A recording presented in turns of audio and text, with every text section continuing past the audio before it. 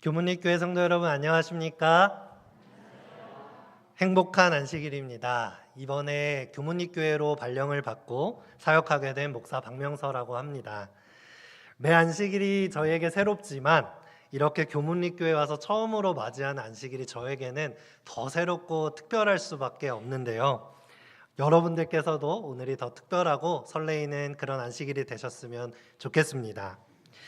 먼저 제가 좋아하는 인사말이 하나 있는데요. 함께 소개시켜 드리려고 합니다. 화면이 앞에 나오나요? 네, 하늘에서 만날 사람 미리 만나 반갑습니다. 이 인사말인데요.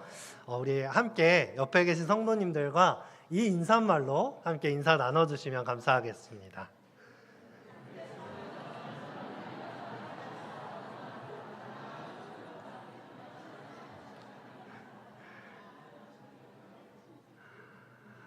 네, 저는 이 인사말을 중학생 때 저를 가르쳐 주시던 교목 목사님께서 가르쳐 주신 인사말이어서 그때 이후로 정말 제 마음에 콕 와닿았습니다. 그래서 그 이후로부터 만나는 성도님들과 많이 나누곤 하였는데요.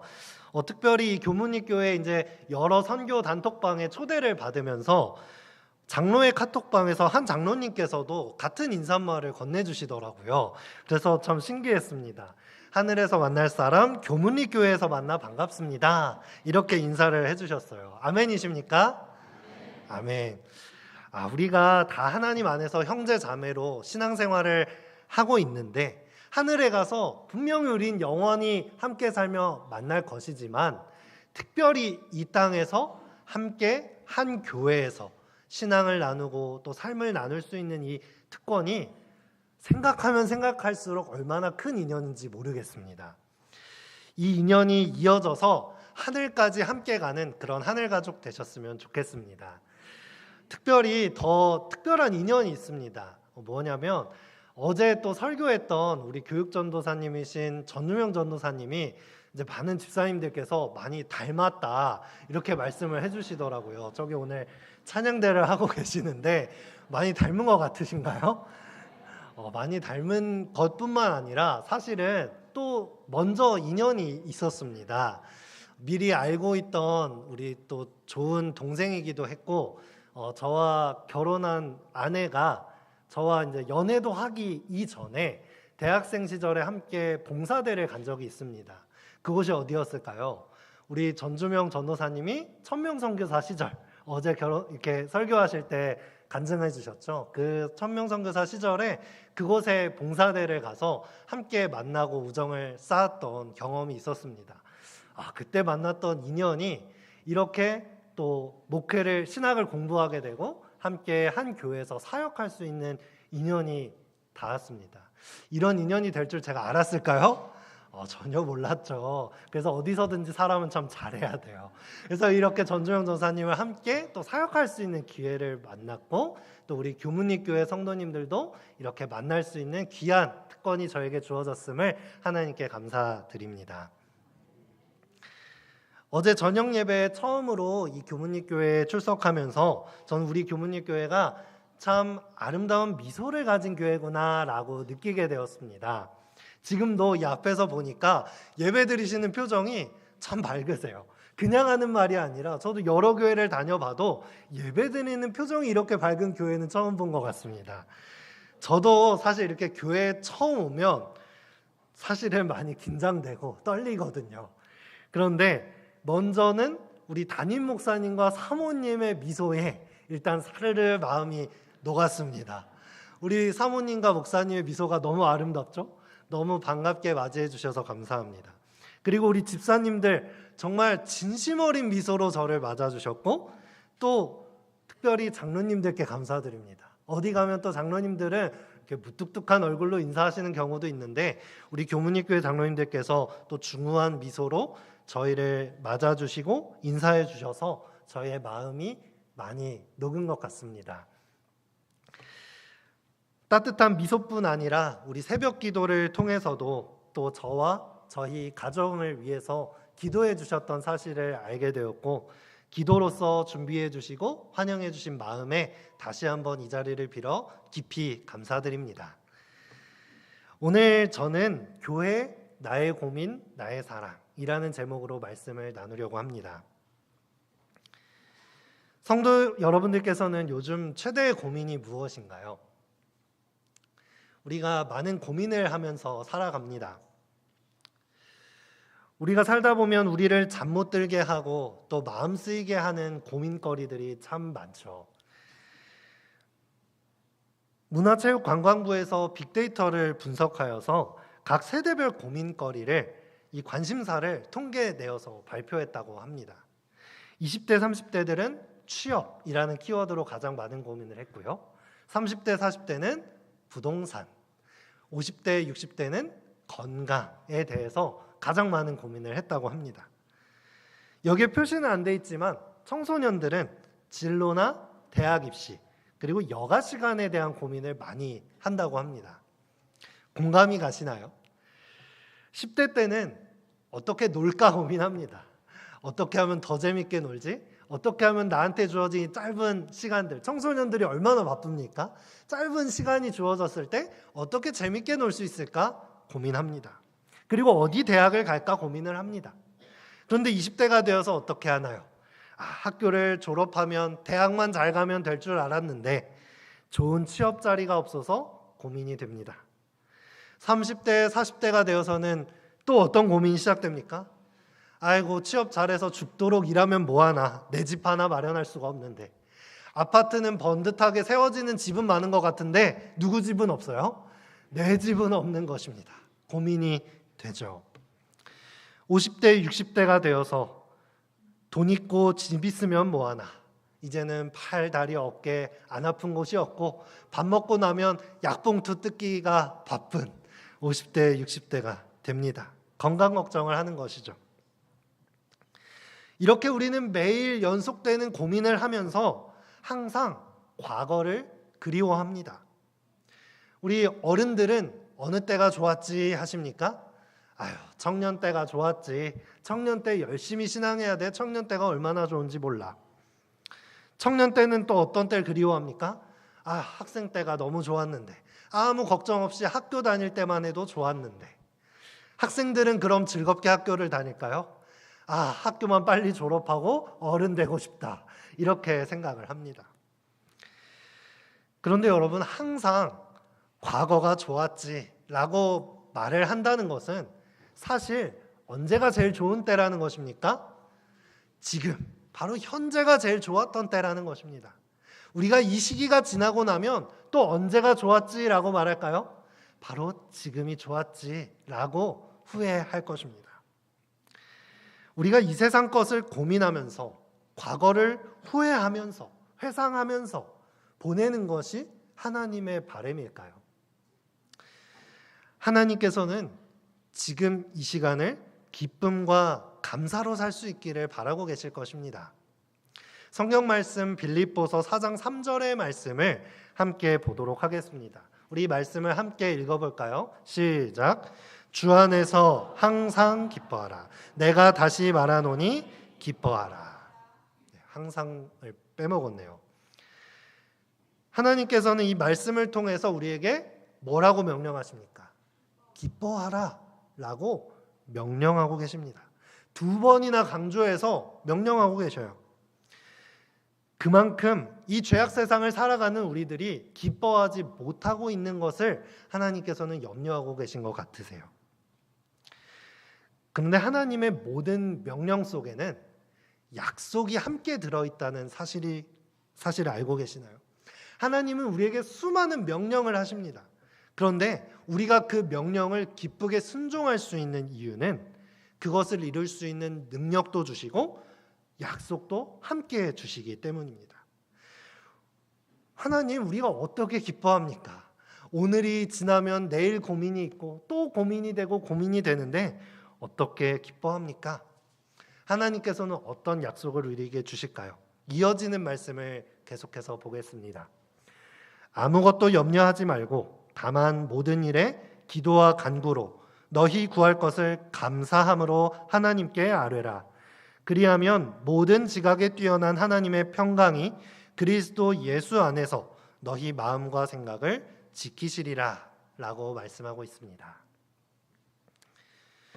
우리는 기쁨이라는 것을 감정이라고 생각합니다. 언제 기쁘신가요?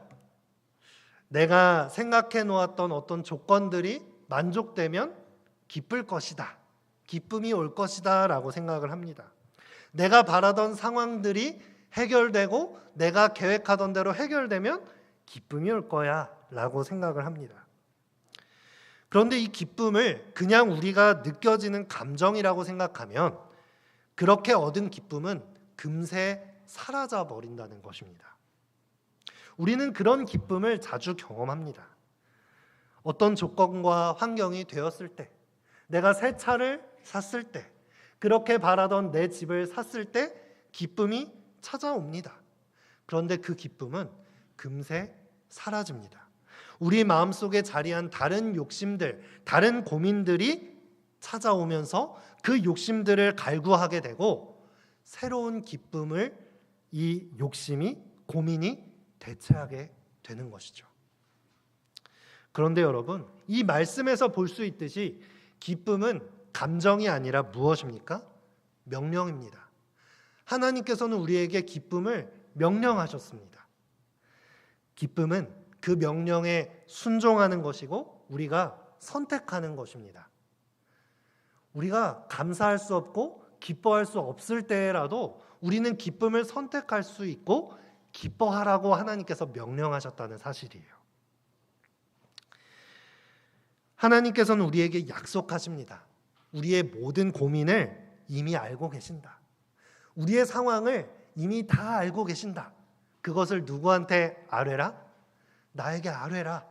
그것을 다 들어줄 것이다. 그런데 무엇으로 아뢰야 합니까? 아이고 하나님 저 죽겠어요. 오늘은 이것이 고민이고 이것 좀 해주세요. 라고 아뢰는 것이 아니라 무엇으로 아뢰야 합니까? 감사함으로 하나님께 아뢰는 선택을 하는 것입니다. 내가 비록 힘들지라도 하나님께 이 상황을 주신 것에 대하여 감사함으로 아뢰시면 하나님께서는 기쁨을 허락하신다는 것입니다. 하나님께서는 우리가 감사함으로 하나님께 아뢰일 때 예수 그리스도 안에 있는 평안함으로 우리의 마음과 생각을 지켜주실 것이다 라고 약속하고 있습니다. 이렇게 얻은 기쁨은 금세 사라지지 않을 것입니다. 다른 욕심이나 조건들로 대체되는 기쁨이 아닌 것입니다. 하나님께서 우리의 생각을 지키고 계시기 때문입니다. 오늘 여기 모인 모든 우리 주님의 자녀들이 나를 기쁘게 할 조건들을 찾아 나서지 않기를 바랍니다. 오늘 안식일이 지나고 나면 내 욕심을 채울 것을 찾아 하나님께 구하는 것이 아니라 하나님께서 명령하신 기쁨을 선택하고 나의 상황과 상관없이 감사하며 내 마음을 지켜주시는 은혜를 경험하시는 우리 모두가 되었으면 좋겠습니다. 우리가 삶을 살아가면서 무엇을 고민하는가는 참 중요한 문제입니다. 왜냐하면 내가 이 시간 고민하고 있는 것은 내가 현재 무엇을 사랑하고 있는가를 보여주고 있는 것이기 때문입니다. 내 머릿속에서 세속적인 것을 끊임없이 고민하고 이 고민을 멈추고 싶지만 멈출 수 없다고 느껴지신다면 우리가 얼마나 그것들을 사랑하고 있는가 점검해 보시기 바랍니다. 나의 사랑의 우선순위가 하나님이 되어야만 마땅하지만 나의 그 사랑의 자리를 이 세상 것들이 자리를 차지하고 있는 것이 아닌가 점검해 보아야 한다는 것입니다. 하나님께서는 우리 마음을 지키셔서 더 이상 이 세상 것을 고민하기를 원하지 않으십니다. 과거를 회상하며 살기를 바라지 않으십니다. 영원한 것을 고민하기를 바라시고요. 미래를 소망하기를 바라시고요. 이 땅에 영원히 세워질 하나님 나라를 고민하기를 바라십니다. 하나님께서는 그것을 사랑하기를 바라십니다. 영원한 것을 사모하고 하나님 나라를 사모하길 바라고 계세요. 그 고민을 통해 소망이 있고 진정한 기쁨이 있는 삶을 우리에게 약속하고 계신다는 것입니다. 오늘 말씀의 제목, 교회, 나의 고민, 나의 사랑이라는 이 제목은 이 미국의 기독교 작가인 필립 얀시가 쓴 저서에서 따왔습니다. 저는 이분이 쓴 책들을 참 좋아합니다. 그가 가진 신학적인 내용들이 우리의 삶과 이렇게 동떨어지게 설명하는 것이 아니라 참 자전적이고 생활 속에서 그 신학을 풀어주는 따뜻한 저술가 중에 하나입니다. 목회에 채용되고 얼마 되지 않아서 우연히 들른 이 기독교 헌책방이 있었습니다. 그 헌책방을 둘러보다가 이 책의 제목이 저의 마음속에 콱 와닿았습니다. 목회를 시작하며 내 머릿속에 하고 있던 이 고민과 이 책의 제목이 참 맞닿아 있구나 하는 생각이 들면서 이 책을 읽으면 도움이 되겠다 하는 생각에 그 책을 샀고, 그렇게 두껍지 않은 책입니다. 이렇게 여러분 보여드리려고 가져왔는데요. 단숨에 이 책을 읽게 되었습니다. 이 책이 이 제목부터 저의 이야기처럼 느껴졌습니다. 저는 모태신앙으로서 재림교인 가정에서 태어났습니다. 저희 어머니나 아버지는 이 재림교인이셨지만 친척들 중에서는 재림신앙을 하시거나 심지어는 기독교 신앙을 하시는 분도 한 분도 안 계셨어요. 저희 부모님은 두 분 다 가족 때문이 아니라 오히려 가족들은 반대하는 분위기 속에서도 이 재림신앙을 선택하시고 진리의 길을, 복음의 길을 선택하신 그런 그리스도인이셨습니다. 이런 부모님 아래서 자라나는 제가 어땠을까요? 행복했을까요? 불행했을까요? 저는 다행히도 아주 행복한 마음으로 어린 시절을 보냈습니다.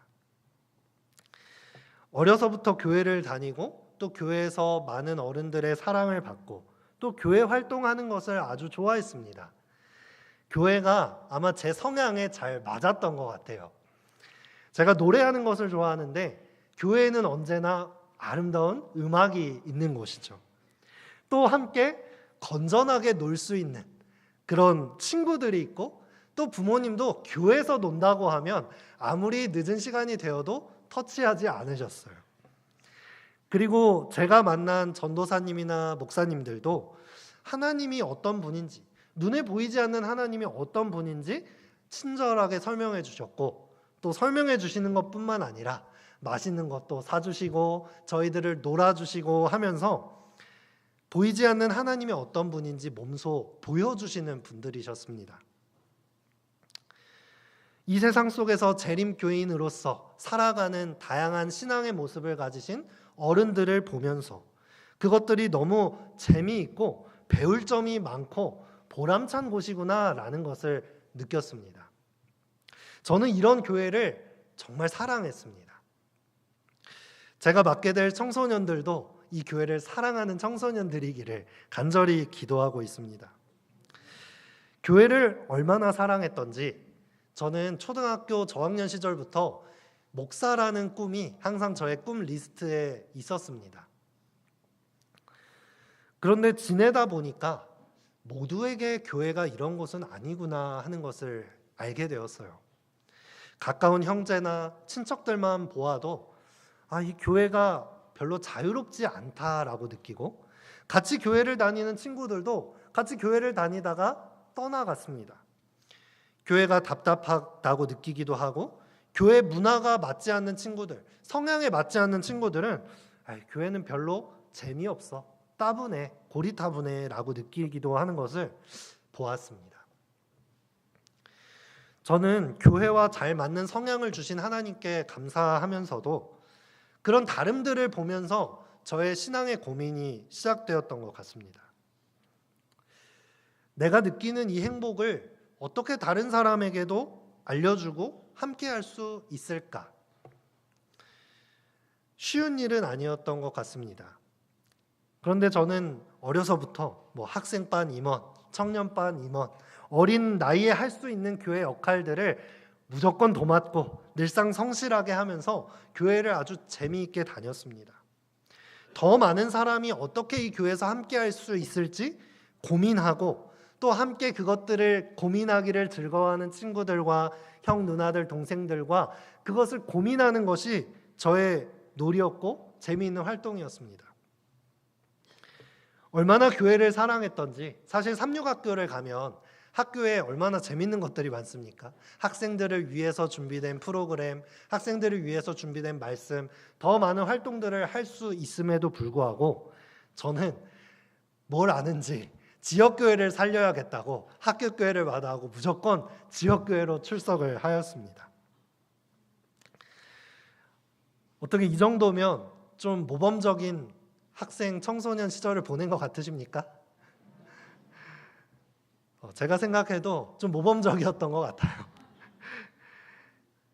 그런데 저에게도 더 깊은 고민이 시작되기 시작했습니다. 그 고민은 긍정적인 고민이 아니었어요. 대학에 가고 또 세상으로 나와서 점점 시간이 지날수록 부정적인 고민들이 쌓여져 갔습니다. 왜 이렇게 재림교회는 하지 말라는 것이 많지? 왜 이렇게 자유로움보다는 억압이나 죄책감 같은 감정들을 계속 느끼면서 살아야 하지? 왜 배우고 싶은 거나 하고 싶은 거는 안식일이 껴있어서 하지 못하는 걸까? 우리 교회는 왜 이단이라는 딱지를 달고 늘 소수의 위치에 처해야 하는 것인가? 교회를 다니고 싶지 않다라는 생각이 들었습니다. 오늘 가져온 이 책도 우리나라 말로는 교회, 나의 고민, 나의 사랑, 이렇게 문학적인 제목으로 잘 표현이 되어 있는 것 같습니다. 근데 원래 영어 제목을 살펴보니까 더 직접적인 제목이더라고요. Church, why bother? 왜 교회가 나를 신경 쓰게 하냐? 교회가 뭔데? 교회가 뭐길래 나의 삶을 억압하고 귀찮게 하느냐? 왜 교회를 위해서 나의 삶을 헌신하고 희생해야 하는가? 어제 저녁 전도사님께서 우리의 삶을 돌아보게 하셨던 왜 그리스도인이십니까? 라는 질문처럼 우리에게는 근본적인 질문인 것이죠. 왜 교회를 다녀야 합니까? 수많은 공동체들이 있고 수많은 나의 적성에 맞는 동호회들이 있을 수도 있는데 왜 우리는 그리스도인으로서 교회를 다녀야 합니까? 이러한 질문을 저에게 던지고 있는 것이에요. 왜 교회를 다녀야 할까? 점점 자라날수록 부모님의 신앙으로도 그것은 해결되지 않았습니다. 목사님들의 신앙과 가르침으로도 해결되지 않았습니다. 저의 이유가 필요했고 저의 신앙이 필요한 순간이 오더라고요. 모태신앙인이라고 해서 자동으로 신앙이 생길 것이다, 자리 잡을 것이다 기대해서는 안 됩니다. 오히려 더 많은 관심과 사랑과 배려가 필요합니다. 자신의 신앙의 결심의 순간, 회심의 시간이 필요한 것 같습니다. 20대를 지나면서 저도 이렇게 교회를 사랑할 때도 있었고 또 어쩔 때는 교회를 귀찮게 여기기도 하면서 그것들이 회복되기도 하고 떨어지기도 하고 왔다 갔다 하면서 그 시간들을 지냈던 것 같아요. 감사하게도 하나님께서는 저의 발걸음을 계속해서 인도해 주셨습니다. 신학과에서 또 대학원에서 공부할 수 있는 기회를 주셨고 어렸을 적 품었던 꿈을 계속해서 키워나갈 수 있는 시간들을 저에게 주셨습니다. 그런데 Church, why bother? 왜 이 교회가 나를 성가시게 하는가? 이런 부정적인 고민은 아이러니하게도 제가 그렇게 꿈꾸던 목회자가 되는 시점, 목회자라고 불리던 처음 목회 실습을 나가던 그 학생 전도사 시절에 그 고민이 더 커져 버렸습니다. 군대를 전역하고 신학과로 전과를 해서 꿈에 그리던 전도사가 되었습니다. 꿈에 그리던 곳이니 얼마나 열심히 사역했겠습니까? 그리고 특별히 어려서부터 다니던 교회에서 전도사를 할 수 있는 기회를 얻게 되어서 사람들과의 관계도 걱정할 것이 없었어요. 교회를 사랑하는 마음 걱정할 것 없었습니다. 모든 것이 최대치였습니다. 제가 할 수 있는 것, 어린이, 패스파인더, 학생반, 청년반 가리지 않고 제가 할 수 있는 모든 것들을 최선을 다해서 했습니다. 그런데 그게 딱 1년 가더라고요. 저의 열정도, 저의 사랑도, 저의 아이디어도 금세 바닥이 드러나고 딱 1년 갔습니다. 그 전까지는 저는 그래도 나 정도면 착하지, 나 정도면 사랑도 좀 많고 그런 사람이지 라고 생각을 했습니다. 그런데 딱 1년이 지나고 나니까 모든 것이 무너져 내리기 시작했어요. 내가 사랑이 많았던 것이 아니라 그냥 나와 맞는 사람들과 있었기 때문에 사랑을 했던 거구나. 사랑할 만한 사람이었으니까 사랑했던 거구나. 사역을 나와보니 저와 맞지 않는 사람들과도 사랑을 나눠야 하더라고요. 그런데 그럴 능력은 저에게 전혀 없었습니다. 맡았던 아이들을 말 잘 듣는 아이들은 사랑하게 되고 말 잘 듣지 않는 아이들은 미워하게 되더라고요. 그런 마음들이 들어오니까 사역지가 꼭 지옥 같았습니다. 고작 초등학생들인데 그 어린 아이들이 무슨 말을 저에게 할 때 상처받기 시작했습니다. 그 아이를 미워하기 시작하니까 사랑하라고 설교하러 올라오는 이 단상이 지옥이었습니다. 물론 겉으로는 웃으면서 교회 일들을 계속했고 여러 가지 사역들을 해 나갔지만 이것이 어떤 행사를 운영하는 회사에서 나와서 하는 것인지 하나님을 위한 사역을 하는 것인지 전혀 구분이 되지 않았습니다. 그렇게 저의 마음을 돌아보니 태어나서부터 신앙생활을 해오던 저의 마음을 돌아보게 되었는데요. 신앙생활이라고 해왔던 것도 하나님을 위해서 했던 것이 아무것도 없는 저의 모습을 보게 되었어요. 이것이 내 성향에 맞고 내가 좋아서 교회 다닌 것이지, 내가 재밌어서 교회 다닌 것이지 하나님을 위해 했던 것이 아무것도 없던 것임을 발견하게 되었습니다. 교회에 대한 부정적인 생각도 가득 차버렸어요. 신앙생활을 하는 것은 좋은데 교회는 왜 다녀야 하는 거지? 교회에 오면 오히려 하나님 생각을 할 수 있는 시간이 줄어드는 것 같았어요. 오히려 수많은 일들을 처리해야 하고 오히려 수많은 사람들, 마음이 맞지 않는 사람들과 부대껴야 하는데 하나님 생각은 언제 할 수 있는 거지? 교회가 저와 하나님과의 관계를 방해하는 것 같아 보였습니다. 혹시 여러분들도 이러한 고민을 해보신 적이 있는지 모르겠습니다. 교회 나오는 것이 오히려 짐처럼 느껴지고 오히려 피곤하게 느껴지는, 하나님과의 나와의 관계가 바닥으로 떨어지는 그런 시간 말입니다. 그런 생각이 점점 발전되면서 저는 정말 자존감이 떨어질 대로 떨어졌습니다. 그 이전엔 이 정도면 신앙도 잘하고 착했던 사람이지 라고 생각하던 마음이 싹 사라지고 저 자신에 대해서 실망하였습니다. 신앙도 없고 사랑도 없고 이기심으로 가득 찬 저의 모습을 보면서 내가 정말 죄인이구나, 목회는커녕 다시 그리스도인으로서 하나님 앞에 나아갈 수 있을까 고민하였습니다.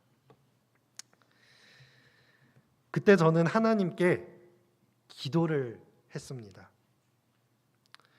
그때 만약 제가 기도의 삶을 선택하지 않고 그 순간마저도 저 자신을 바라봤다면 어땠을까요? 아마 이 자리에 있지 못했을 것입니다. 그런데 그때 정말 껍데기밖에 없는 마음이었지만 기도를 하게 되었어요. 벌써 신학대학원까지 졸업을 했는데 목회를 안 한다고 생각을 하니 어디로 가야 할지 모르다가 한 목사님 집에 거주하면서 1년 동안 말씀을 배우고 기도할 수 있는 시간을 얻게 되었습니다. 그리고 이런 기도를 매일 했습니다.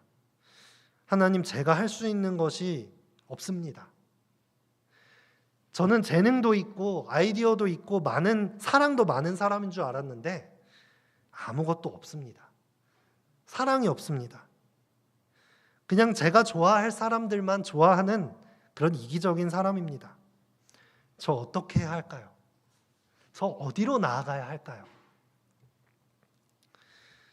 그런데 그 이전까지는 그런 기도를 했던 적이 없었던 것 같습니다. 기도를 하긴 했지만 그냥 제가 계획한 것들을 하나님께 보고하는 정도의 기도였습니다. 하나님, 저 이러이런 거 계획하고 있어요. 잘 될 수 있도록 도와주세요. 저 이런 거 하고 있으니까 제가 계획한 대로 착착 진행될 수 있도록 해주세요. 어떤 말씀이나 책을 읽고 깨닫는 것은 좋아했지만 이렇게 인격적으로 하나님께 맡기며 기도하는 시간이 저에게는 없었습니다. 하나님께서 저의 음성을 이렇게 들어주시고 응답해 주실 거라는 기대를 하지 않았던 것 같아요. 그런데 제가 제 자신을 내려놓고 인격적으로 하나님께 저의 고민을 털어놓으니 하나님께서 말씀해 주시더라고요. 명서야, 그래도 너를 사랑한다. 너가 무언가를 잘하고 사랑이 많고 착해서 사랑하는 것이 아니라 안식일을 잘 지키고 돼지고기를 안 먹고 계명들을 잘 지켜서 사랑하는 게 아니라 지금의 그런 부족한 모습을 사랑한다고 말씀해 주시는 것이었어요. 너가 가진 힘으로 되지 않는 것을 알기 때문에 내 목숨을 대신하여 예수님을 이 땅에 보내셔서 십자가에 목숨을 주셨다라고 말씀해 주시는 것이었어요. 그건 성경 속에 있는 말씀 이야기가 아니었어요. 저에게 들려주시는 음성이었습니다. 저는 제가 힘들어할 때 하나님의 음성 듣기를 너무 소원했습니다. 하나님, 왜 성경 속에서 아브라함, 모세, 노아에게는 음성을 들려주셨으면서 저에게는 말씀해 주시지 않으시나요? 그 음성 제가 한 번만 듣기만 한다면 저 잘 믿을 수 있을 것 같은데. 그런데 사실 저는 하나님께 저의 마음의 귀를 내어드린 적이 없었던 거예요. 인격적으로 하나님과 관계 맺었던 적이 없는 거예요. 저의 신앙은 성경 말씀 속에 논리적으로 계시고 교리적으로 계셨지 제 자신이 인격적으로 하나님의 음성을 들으려고 했던 적이 없었던 것입니다. 그런데 하나님께서는 살아계신 하나님이십니까? 하나님께서는 인격적으로 우리를 대하시고 우리를 만나주시는 분이십니까? 하나님께서는 살아계시는 분이셨습니다. 그 음성을 듣고 저는 제 방식과 제 사랑과 제 의지를 내려놓기 시작했습니다. 한 번에 되지는 않았어요. 너무 오랜 시간 제 방법대로만 살아왔기 때문에 정말 어려웠습니다. 그런데 기도하며 하나님의 방법을 구했습니다. 저의 아이디어나 계획을 하나님께 보고 드리고 잘 되게 해주세요가 아니라 하나님, 저에게 방법이 없어요. 방법을 알려주세요. 그러니 제가 생각할 수도 없던 좋은 방법과 때를 허락해 주셨습니다. 하나님, 저는 이 사람 사랑할 수 없어요.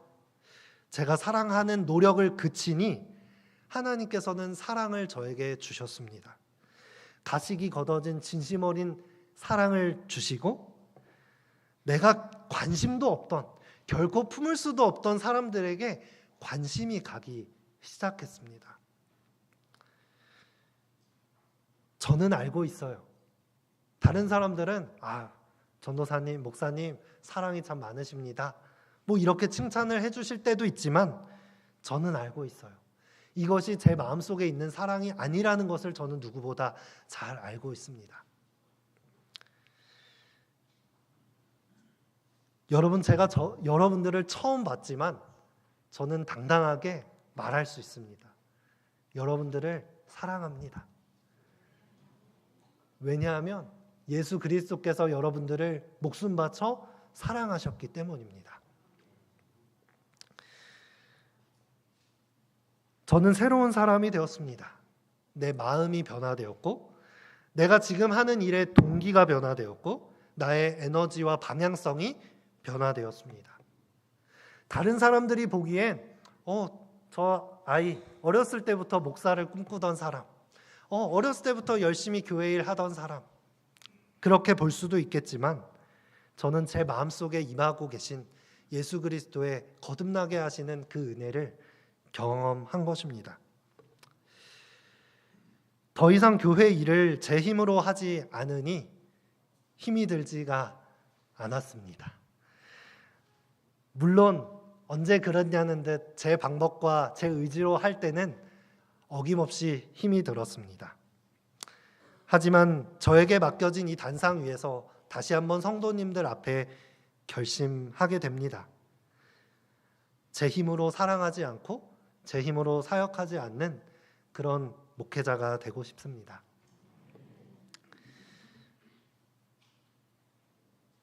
제가 오늘 이 짧은 간증을 여러분과 나누는 이유는 제가 교회를 사랑하게 하신 예수 그리스도를 나누고 싶기 때문입니다.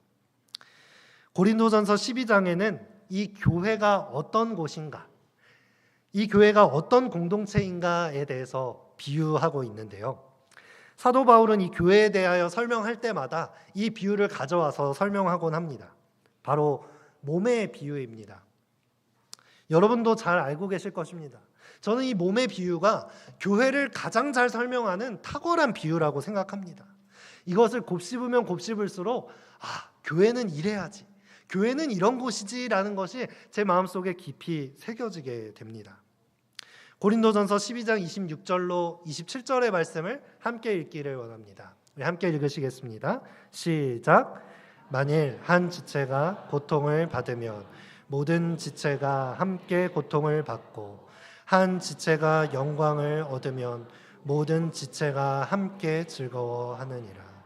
너희는 그리스도의 몸이요 지체의 각 부분이라. 아멘. 교회는 이런 곳입니다. 예수님이 머리 되시고 우리 여기 앉아 계신 모두 각자가 그의 몸이요 지체가 되는 곳입니다. 우리는 한 몸이라는 거예요. 그런 것을 목표로 하고 추구하는 공동체입니다. 제가 짧은 간증을 말씀드렸지만 이곳에 앉아 계신 성도님들께서도 분명히 하나님을 만나신 순간이 있을 것입니다. 그렇기 때문에 이 안식일 하나님께 예배하러 나아오셨겠죠. 하나님께서 우리가 피땀 흘려 눈물 흘리며 고민하는 가운데 그 삶의 고객 가운데서 우리를 만나주셨다면 이제는 나의 의지와 나의 방법들을 내려놓아야 합니다. 하나님을 만났음에도 불구하고 내 의지로 계속해서 살아간다면 우리는 교회가 될 수 없어요. 오히려 교회가 나에게 짐이 되는 것을 경험하게 될 것입니다. 그런데 우리는 나의 방법을 내려놓고 하나님의 지체가 되기로 결심하는 것입니다. 하나님의 머리 되신 그 명령하신 것에 따라서 움직이는, 어떻게 순종하는, 각자의 지체들이 어떤 역할을 하는지 서로 지켜볼 수 있는 곳, 그곳이 교회입니다. 세상에 그런 곳이 어디 있을까요? 이 세상은 점점 더 가장 중요하게 여기는 가치가 무엇이냐면 개인의 자유입니다. 개인의 자유가 너무 소중해진 나머지 도덕적인 윤리도 개인의 자유를 침해하면 아무것도 아닌 것이 됩니다. 가족도 아무것도 아니게 돼요. 청년들이 개인의 자유를 추구하면서 결혼도 안 하고 아이도 낳지 않으려고 합니다. 종교? 옛날에는 종교가 이 세상의 정치까지 통치할 정도로 많은 영향력을 행사했지만 요즘 시대는 어떻습니까? 개인의 자유 앞에 종교? 아무것도 아닙니다. 세상은 개인의 자유를 추구하는 공동체만이 살아남지만 이 교회는 정반대입니다. 개인의 자유가 아니라 예수 그리스도의 지체가 되어 예수님께서 하신 것을 순종할 수 있는 것을 목표하는 교회. 그것이 비록 완벽하진 않지만 예수님의 사랑으로 그것을 이루어가는 공동체가 바로 교회인 것입니다.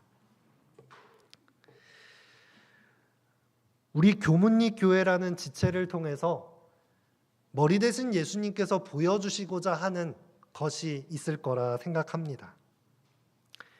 이 교회에 우리 각자가 어떤 지체의 역할을 하고 계신다고 생각하십니까? 심장처럼 계속해서 펌프질을 하고 동기부여를 해주시는 장로님들이 계실 것입니다. 손과 발이 되어서 봉사해 주시는 집사님들도 계실 것이고요. 아름다운 음악으로 찬양하는 입 같은 성도님들이 계실 것입니다. 많은 성도님들로 인해서 이 교회가 움직여지고 있을 거예요. 그런데 지체라고 하는 것은 이렇게 중요한 기능을 하는 것만 있는 것이 아닙니다. 아무 기능이 없어 보이는 작은 지체들이 있어요. 그런 작은 지체들까지 우리 교문이교회는 하나로 연결되어 있으십니까? 만약에 손끝에 가시가 하나 지금 박혔다고 생각해 보세요. 우리가 설교가 내 귀에 잘 들어올까요? 아마 손끝만 아픈 게 아니라 온 신경과 생각이 이 손끝에 가서 이 가시가 자꾸 안 빠지는데 어떡하지? 집에 가서 손톱깎이로 빼볼까? 이런 생각들로 머릿속이 가득할 거예요. 우리 교회가 건강한 교회인지 체크해 보려면 손끝의 아픔까지도 잘 함께 나누고 있는가 돌아보시면 되겠습니다. 우리 교회의 어린이들이 이 교회에 잘 출석해서 말 잘 듣고 조용히 말씀 듣는 것만 보는 것이 아니라 학교에 가서 하나님을 믿지 않는 친구들 가운데서 느끼게 될 소외감, 그리고 그들이 가지고 있는 고민들에 대해서 함께 공감하며 기도할 수 있는 교회가 되어야 합니다. 교회의 청소년들이 어느 날 문득 하나님이 진짜 계시기는 한 것일까? 고민하기 시작할 때 함께 고민할 수 있고 아파할 수 있는 교회가 건강한 교회입니다. 저는 어제 교회에 와서 이 교회 본당을 봤는데 어디에 눈길이 갔을까요? 잘 정돈되어 있는 교회, 또 준비된 예배 순서들이 정말 좋았습니다. 근데 저의 눈길은 여기 있는 이 교문리교회 비전에 눈길이 갔습니다. 왜냐하면 저 또한 이 비전을 함께 공유하면서 사역해야 하는 사역자이기 때문이죠. 저 비전을 읽으면서 마음이 행복해졌습니다. 왜냐하면 저 6번에 보시면 뭐라고 써 있나요? 다음 세대를 세우는 교회라고 써 있는 것을 보았습니다. 그리고 그것을 넘어서 여기 이 큰 현수막에는 새벽 이슬 같은 주의 청년들이 주께 나오는 도다.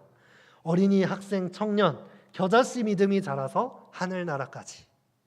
이 말씀을 슬로건으로 걸고 현수막을 걸고 있는 교회여서 행복했습니다. 이 교회가 건강한 교회구나.